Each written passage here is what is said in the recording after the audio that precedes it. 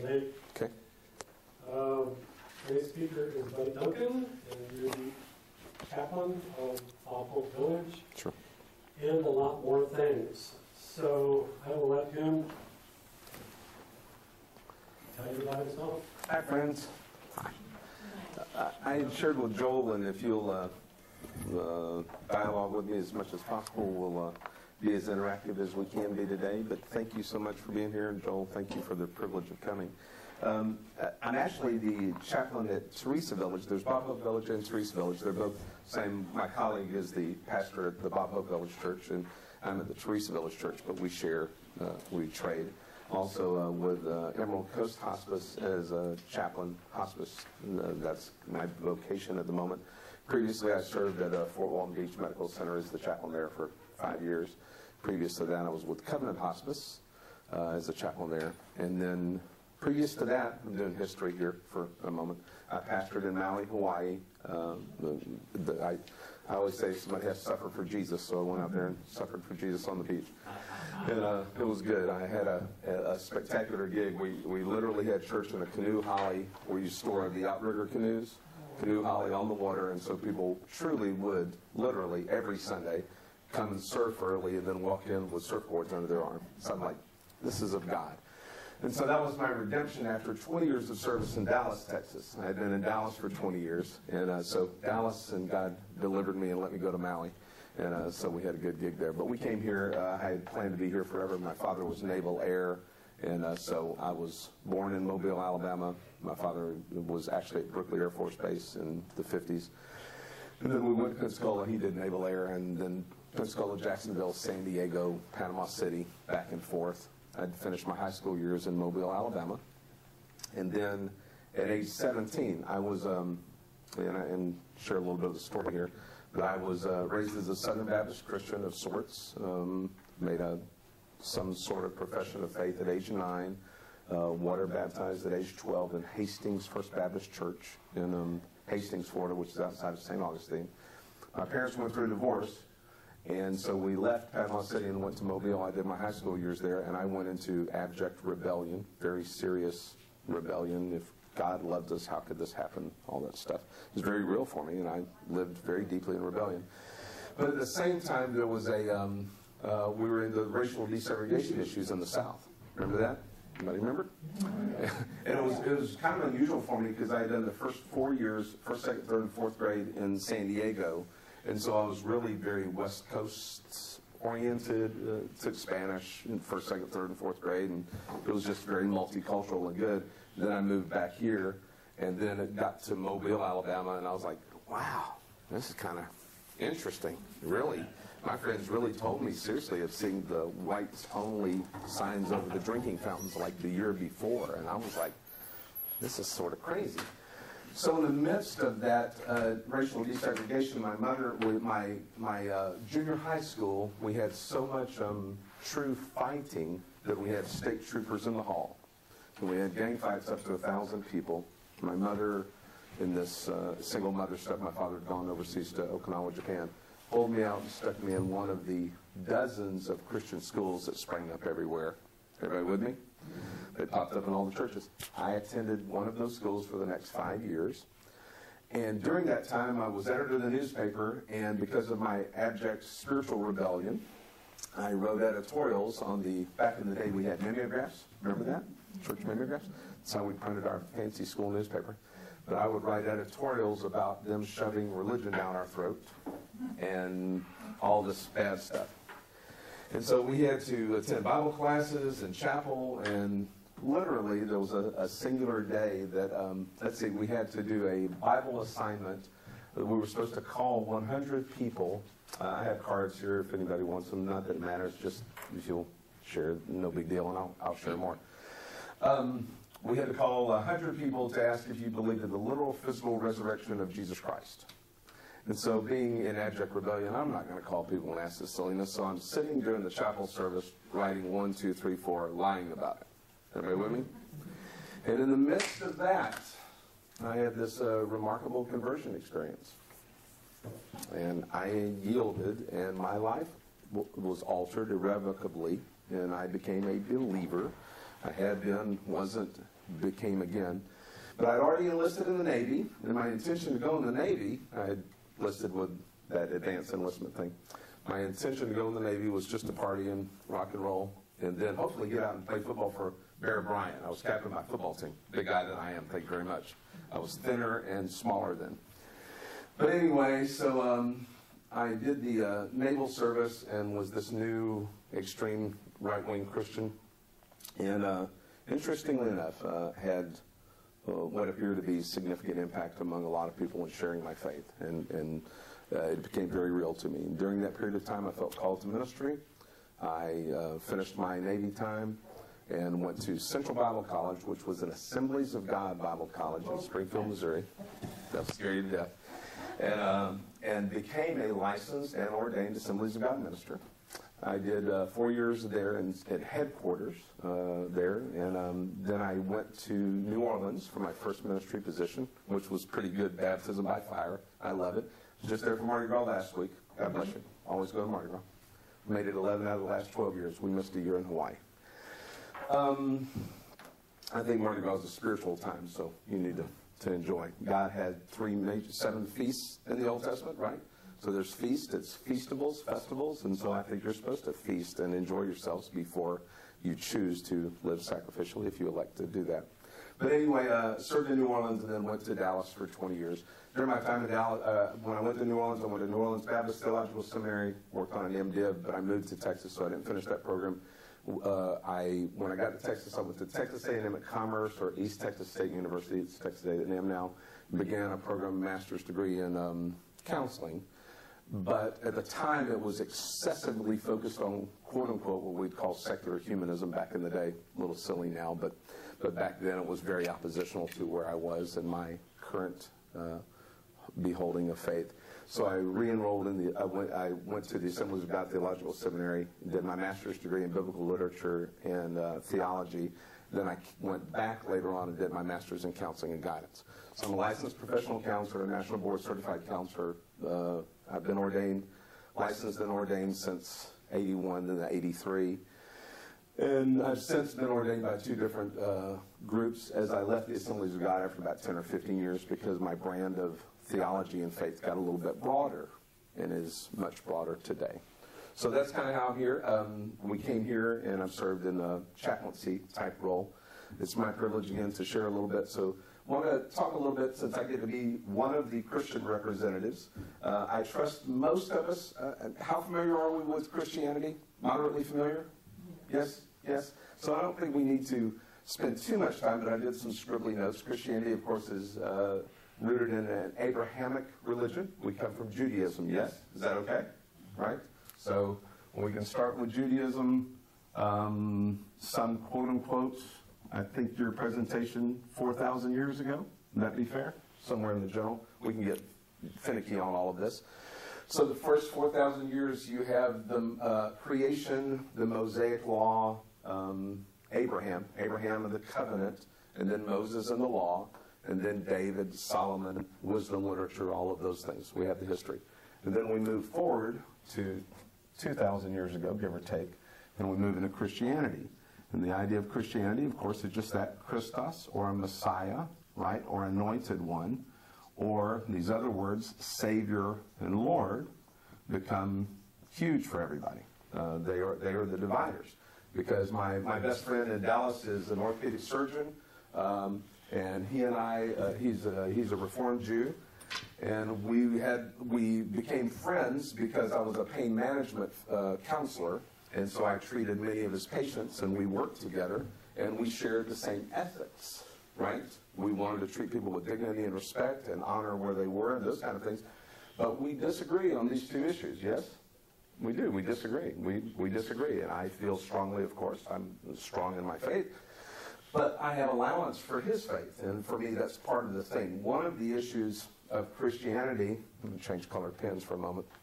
And this is a dividing line, and this gets very, very difficult, is that each of the religions actually, Christianity, Judaism, and Islam, as we move into the Abrahamic faiths, they all basically choose to emphasize, generally, their exclusivity.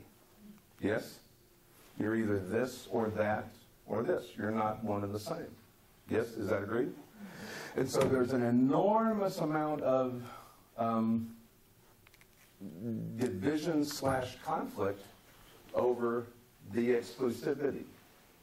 You're either, this is important, you're either in or you're out. You're either saved or you're lost. Yes? Does that sound familiar to everybody? As the presentation generally, I mean, that's the deal. This becomes excessively non-negotiable. Christ is either Jesus Christ, is either the Messiah, the Savior, the Lord, or as C.S. Lewis and Josh McDowell have said, it's either Lord, liar, or lunatic. Either he is who he says he is, or he was a crazy person, or he was lying. One of my Jewish friends used to say maybe Jesus was schizophrenic. Maybe Abraham was schizophrenic.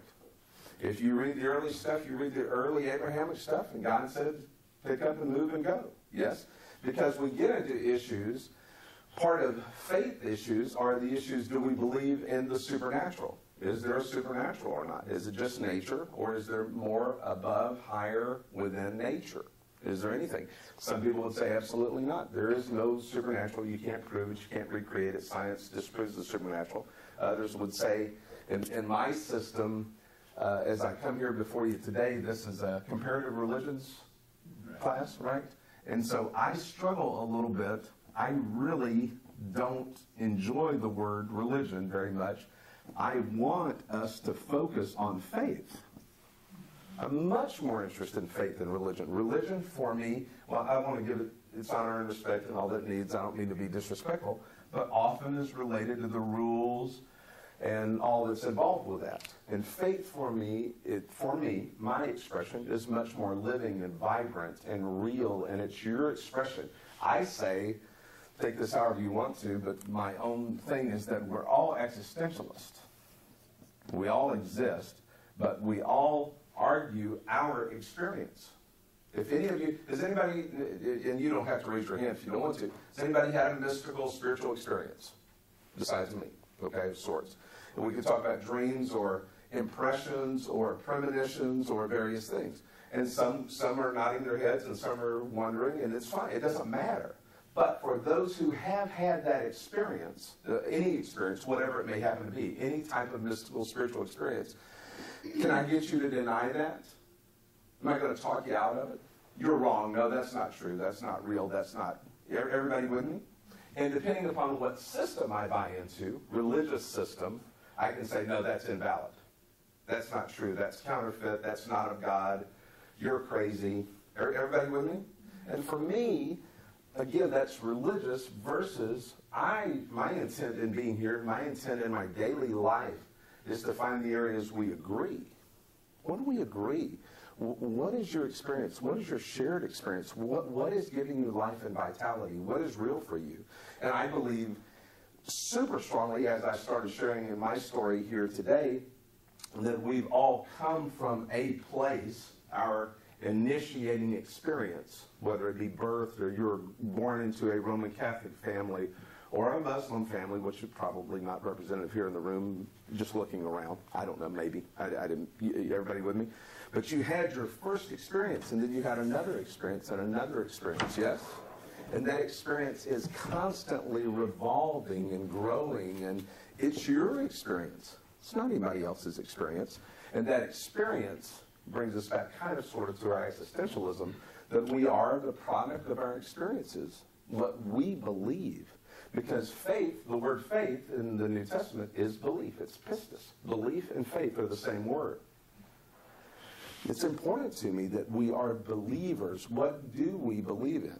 So in Christianity, we find ourselves with the big division in Christianity ends up being the cross.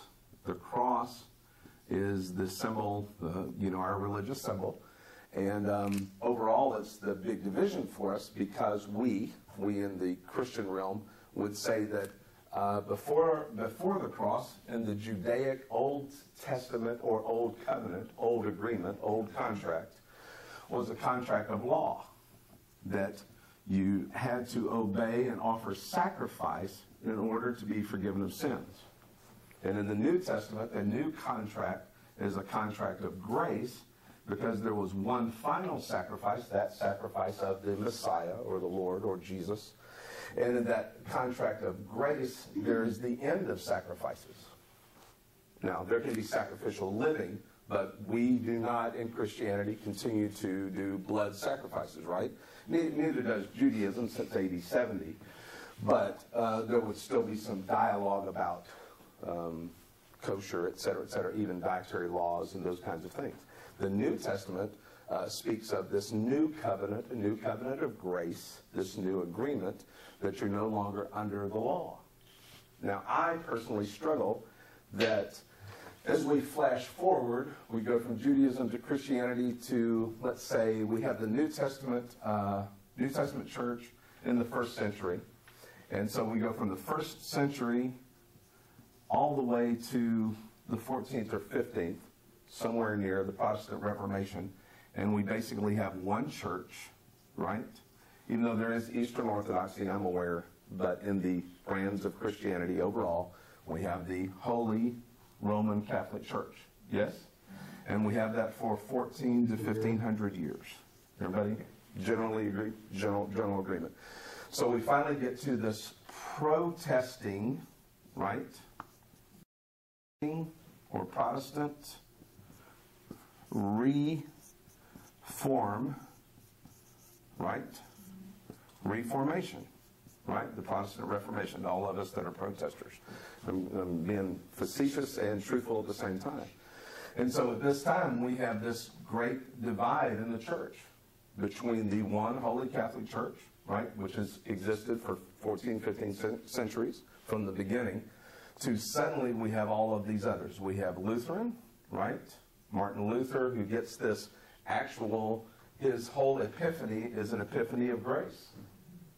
His whole divide is that it's grace. We're not under law anymore. So he does this epiphany of grace, but Luther, being a priest, he's not trying to change. He does not want to start another religion any more than I don't believe Jesus is trying to start another religion. I think we've missed that too. But Luther does want to reform the system that he's in. Watch this. Anybody here ever in a religious system that sometimes you'd like to reform it a little bit? I think we function in systems. I sort of function in the belief, this will get a little tough, that all systems are broken. State government, education, law. Everybody with me so far? Military. All systems are broken because I think perhaps maybe a portion, we all have some fracture. But we have Luther, and then we have Calvin, right? Anybody ever hear of John Calvin? You've heard of him a little bit, right? And then we have John Huss, and we can go on and on and on. And let us not leave Mr. Gutenberg out, because without the printed press, everybody there? And suddenly the Bible gets in the hands of the masses. And it gets in their own language, even to the point of our English Bible, 1611, King James Version. There are literally, we have churches in the area, I say in the area, within 50 to 100 miles, that will have on their signs, 1611 KJV Bible. And what does that mean? Why is that sign out there for their church? That is the right one. It's the only one. If you're reading from any other version, any of the other hundreds of versions that are out there, you're missing the boat. Everybody with me? We're going to exclude anything. So one of the things that begins to happen is this exclusion that was here, and in some ways was here, I don't think with him, but with Christianity and with the other faiths, ends up happening here in the one church, because you're either in or you're out. And then it happens here and here and here and here and here. How many Protestant denominations do we have now? 300. Yeah, I want to say I read recently 40,000. You go, how can that be? Well, there's 6 billion people. I think I'll start one tomorrow. Everybody with me? Because unless you adhere to what I just taught, you're not in my group. God help us. Right? Isn't this crazy? How did we get here? And so we end up often religion for me versus faith ends up focusing on our areas of disagreement or the rules or this. I want you to sign, this is my heritage, I need you to sign a doctrinal statement. Doctrine is supposed to mean sound teaching, but you need to sign this doctrinal statement to be part of my group. Because if you can't sign that and attest to the articles of faith that I believe, you can't be part of me. So I, of course, don't want heretics in my group. And so, let's flash forward to America.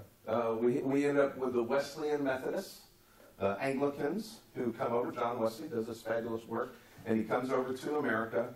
And then we have Charles Whitfield and others who also are Oxford guys. They come over. You have Yale and Harvard, who both have Presbyterian roots of sorts. And so they're very Christian-based, and there's a lot of conservative brands of stuff.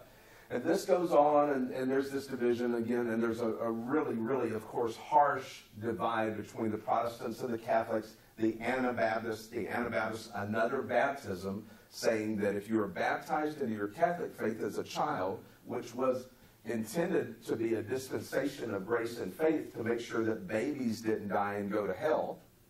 Everybody with me? But when we move into the Protestant side and we're reformers, we say, oh, that doesn't count. You've got to be baptized again. You need to come to your own adult place and have your own age of grace, faith encounter, and so we have to baptize you again. Some people were so upset with that they would take those Protestants and they would rebaptize them until what? They killed them. All for what reason? Oh, for love. Yeah, okay.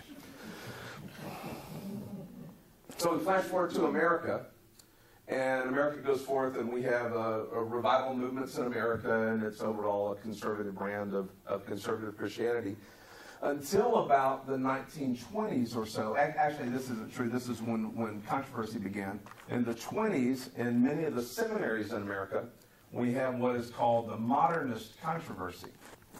And what had happened was that these schools, Harvard and Yale and the Ivy League schools, which had been originally rooted in a form of Christianity and faith, had been very influenced by Enlightenment and by scientific rationalism. And so they began to get what was called liberal or modernist, and they began teaching certain things along the lines of higher criticism or critiquing the scriptures. We're back over here to the Bible.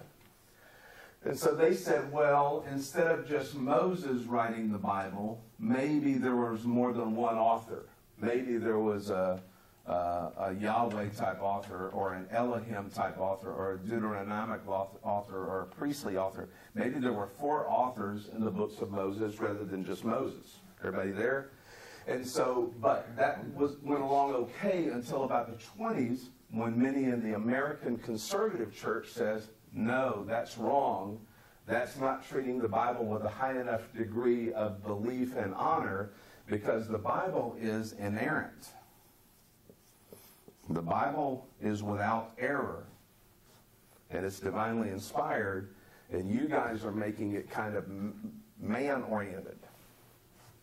And so, in the 20s, several seminaries began to be formed by conservatives in America. And to this day, the greatest portion of our evangelical churches overall have come, their pastors, myself included generally, have come from these seminaries who were responding to this modernism or this higher criticism. And there's a greater conservatism in there.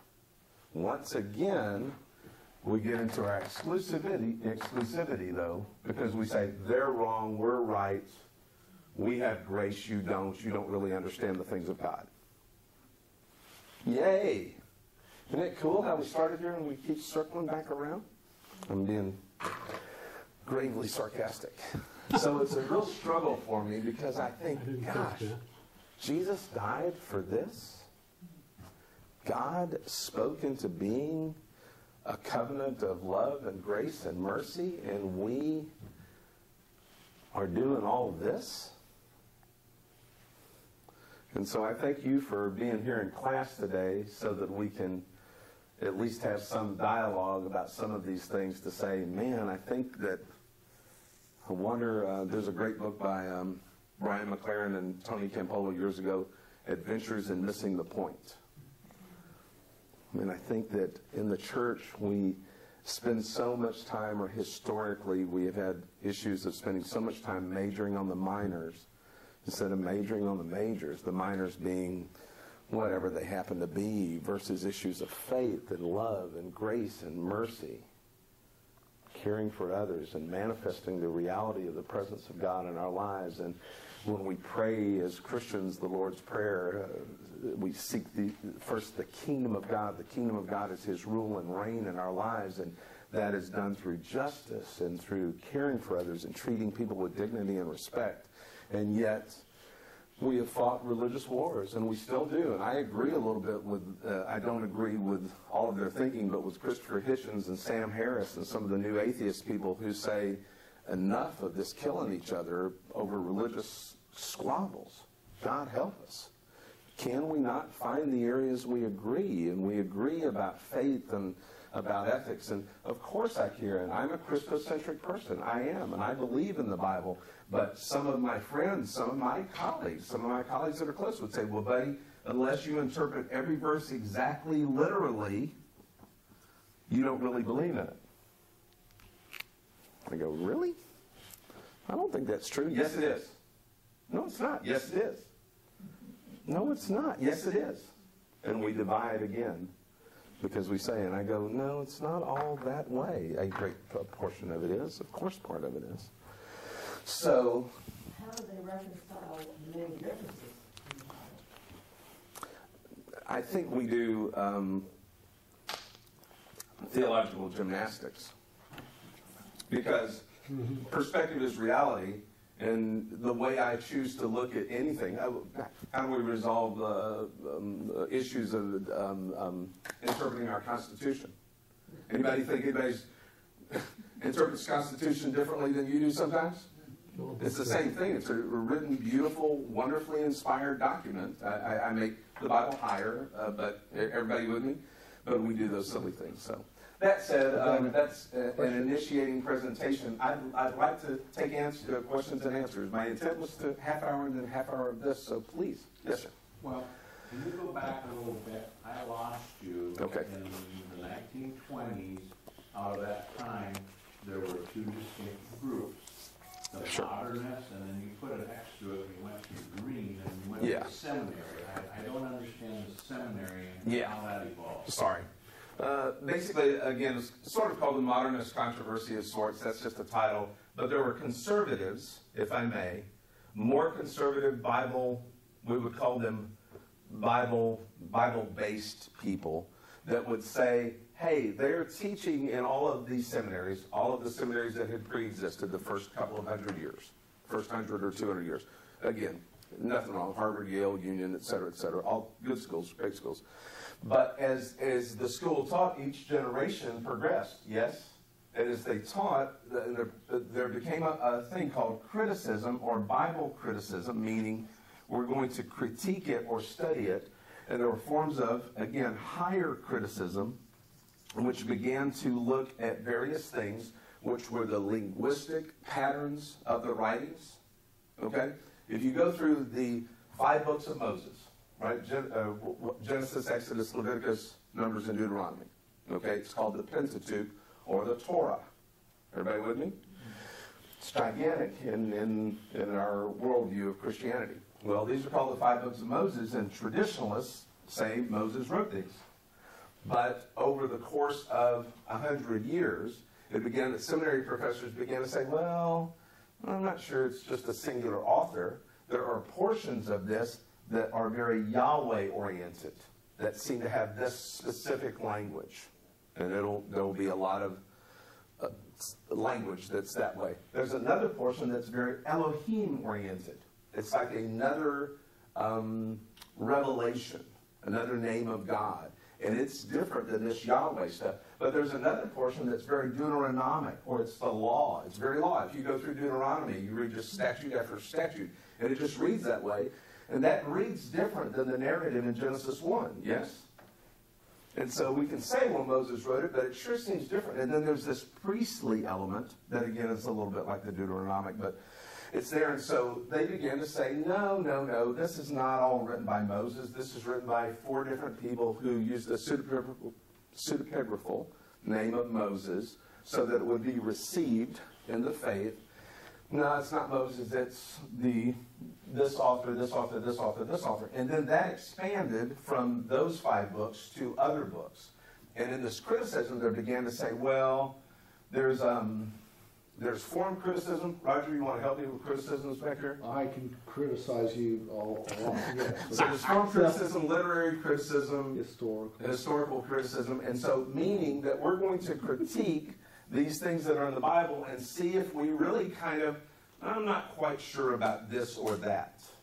Everybody with me? And so it begins to, for some people, reduce the view of the Bible. Well, man had something to do with this, therefore it's not as divinely inspired, and it's definitely not exactly inerrant as we once believed.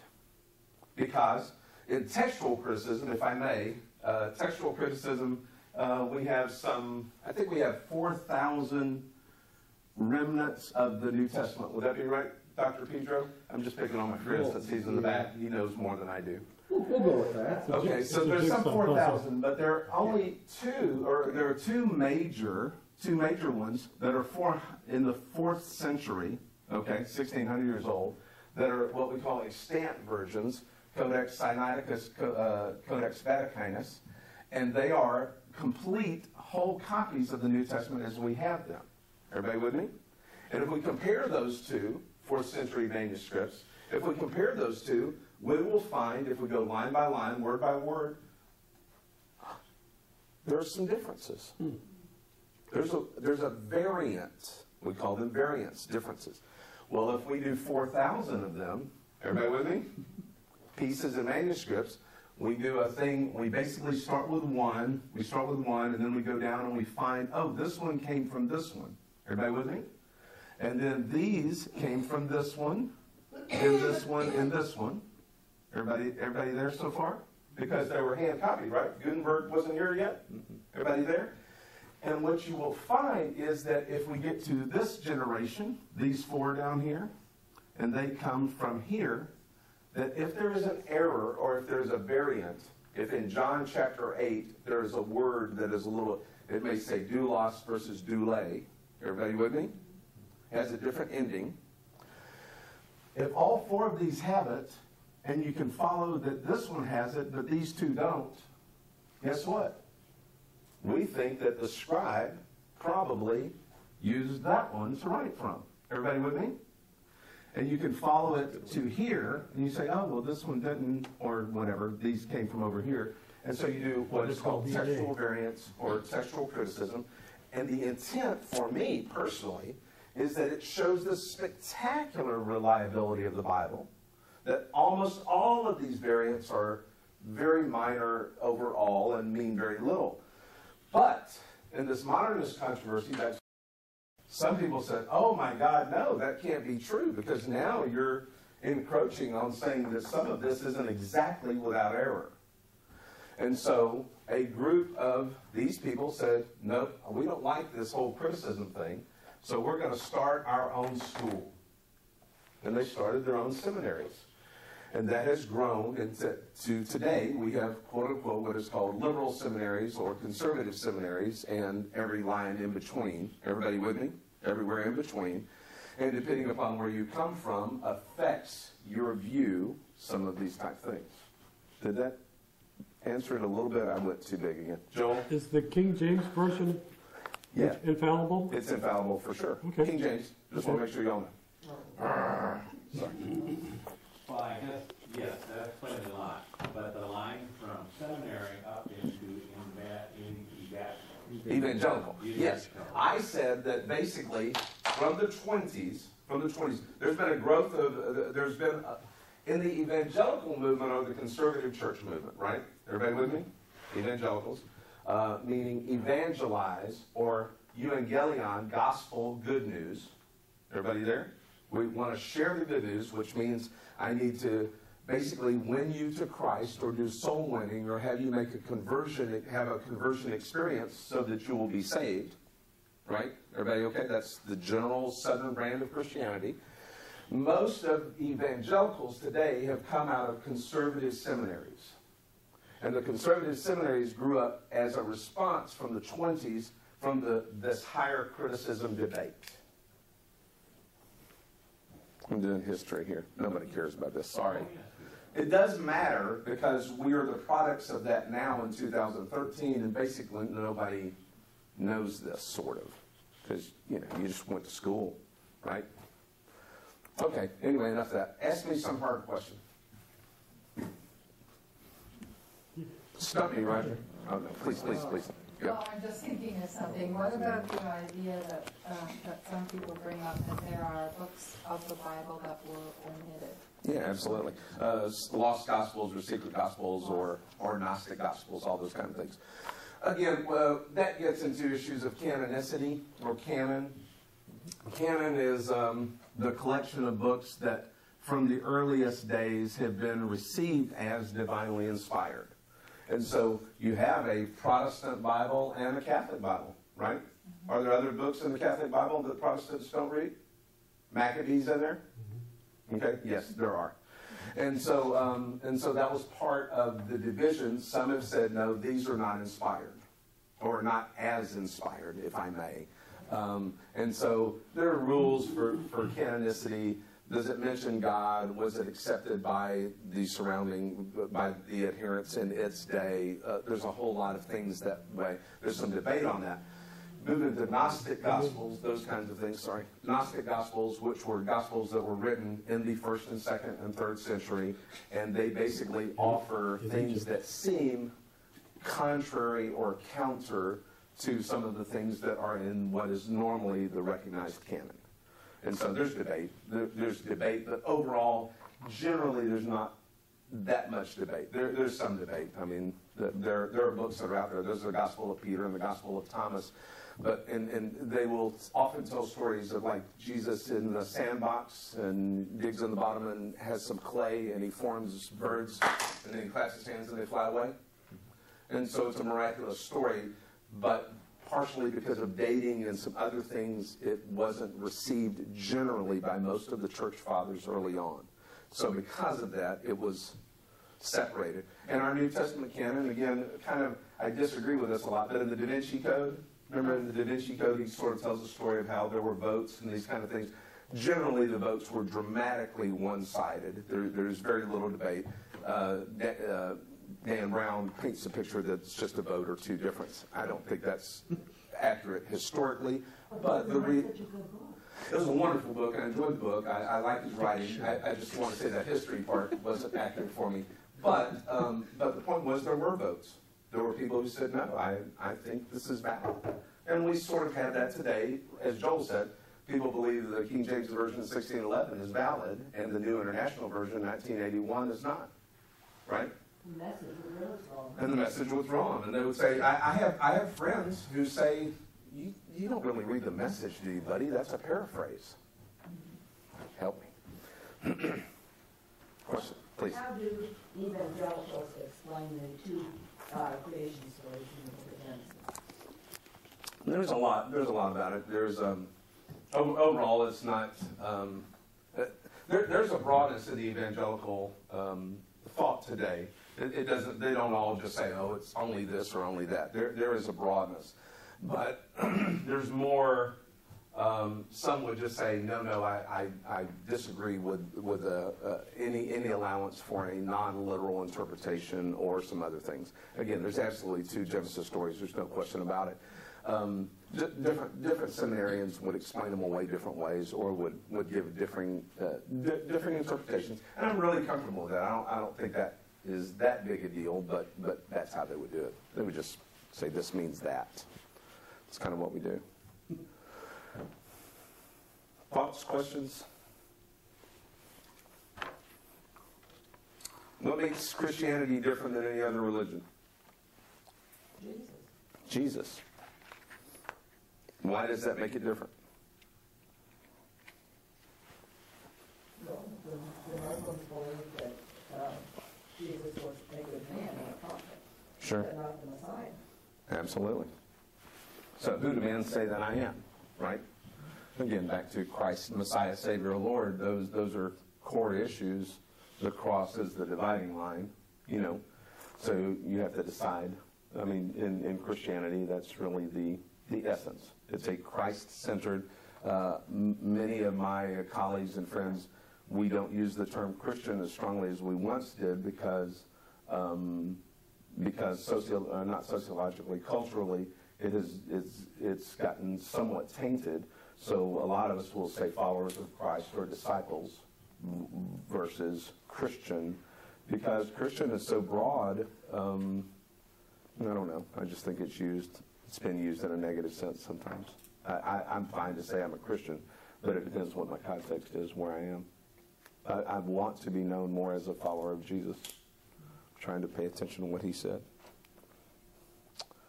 Okay, if you don't ask me questions. Where is this going to be in 100 years? You've taken us up to the present day. Where's it going? I think there's a positive progression. I believe that we are moving. There is a significant divide currently. It depends how we want to measure significant, but there's a movement that is trying to happen called the emergent church, and it's overall evangelicals that are disenchanted with some of the exclusive elements. This would include me. Some of the exclusive elements or the divisive elements. And so we're trying to find areas where we agree versus where we disagree, which is, again, a main motif for me. And I am hoping that will flourish. I believe, Joel, that overall, I'm running out of room, that overall people are becoming more spiritually focused. I think people care more about spirituality as much now more than ever, and a little less about religion, which I'm personally happy. I want to focus on issues of faith and spirituality. I don't, again, mean to be disrespectful, but my struggle with religion, Joel and I had a moment of conversation earlier, Roger knows I share this a lot, is that religion, in my view, has a tendency to say, we hold, in some ways, God's dispensation of grace and blessing. And we will give it to you if you'll join our club. You become one of us, and you get to come in and have this. And I personally believe that what Jesus did was he walked around and he loved and he prayed and he healed and he cared and he spoke and he ministered to people. Particularly, a lot of his ministry is very anti the law in the sense of he tells the parable of the Good Samaritan. The first person who walks by is a priest. Oh, that's a Jewish guy. The next who walks by is a Levite, one of the 12 tribes, those who worked in the temple every day. And the next is what? It's a Samaritan. And what were Samaritans? Oh, that's right. They were the people who had intermarried, which was against Judaism, and they had built their own temple. And so they were truly considered heretics. And yet Jesus says, which one did him right? And he was poking. He was poking hard. And then Jesus says, I haven't seen faith as great as this as any, except from this Roman centurion, or the faith of the Syrophoenician woman. Everybody with me? Mm-hmm. Instead of affirming the faith of where he has come from, he sees faith out there. And Jesus was accused of, not fasting enough and not honoring dietary laws or drinking too much or hanging with the sinners. If you knew, the Pharisee says, if you knew who this woman was, you wouldn't even let her touch you. And he, of course, busts his chops. Actually, he knows that he said that behind his back. And he says, I know. And that's the whole point, is that I'm here to bestow grace. I believe that one of our problems really in all of this is that we've gotten religious and we've said, I hold the truth. I have the truth. I know all these things. And if you don't join, again, my club or my group or adhere to what I believe or sign my document, you don't. And not only that, we get over here to you're out. You're an outsider or an outcast.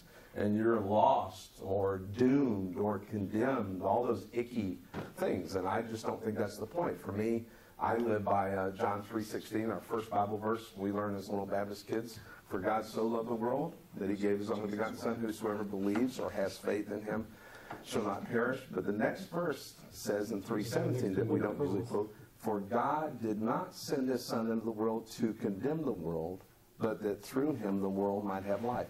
The cosmos might have life. That's the intent. So my theology says, does God get what he wants? What is his intent? His intent is to bless, to love, to pour forth grace. And I think that sometimes in religion, I believe overall in religion, we painted an inappropriate, inordinate picture of God or of grace or of mercy or of life. And, you know, we've done all this religious struggle that is in some ways never ending. Joel says, where's it going?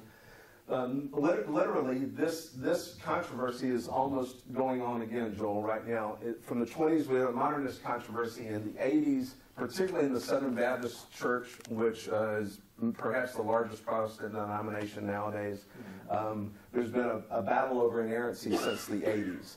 And right now, with the emergent group that is growing, there's a group called the New Reformed, and the New Reformed is getting more conservative, and the emergent is getting broader. And the broader-based people, which would represent me, are said, oh, no, you're liberal. You don't really believe conservatively enough. Therefore, you're out or you're a heretic. So there is still an ongoing religious divide.